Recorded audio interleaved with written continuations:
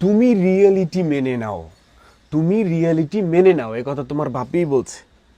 যারা ছাত্র খুন করে, সাধারণ মানুষ খুন করে, সাধারণ স্টুডেন্ট খুন করে, তারপরও তাদের দায় দাবি যারা মাইনা না নেয়, রিয়েলিটি মাইনা না নেয়, জনগণ তো 12টা বাজাবেই। এটা তুমি নিজেও জানো যে তোমার 12টা বেজে গেছে।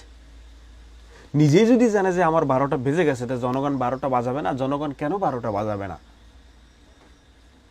সমন্বয়কদেরকে হেফাজত কোনো সংবিধানে আছে? তাদের হেফাজতে এরকম ঘন্টার পর ঘন্টা রাখার, বেদমভাবে মারধর করার কোনো সংবিধানে আছে?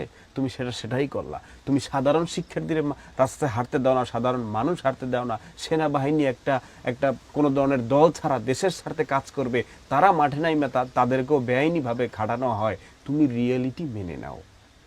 জনগণ 12টা বাজানো শুরু করে দিছে, তুমি প্লিজ রিয়েলিটি মেনে নাও। রিয়েলিটি তুমি মেনে নাও। জনগণ কিন্তু অলরেডি তোমার 12টা বাজানো শুরু করে দিচ্ছে, আরও কিন্তু 12টা বাজবে তোমার। তুমি রিয়েলিটি মেনে নাও, হাত জোর, তুমি তুমি তুমি রিয়েলিটি মেনে নাও।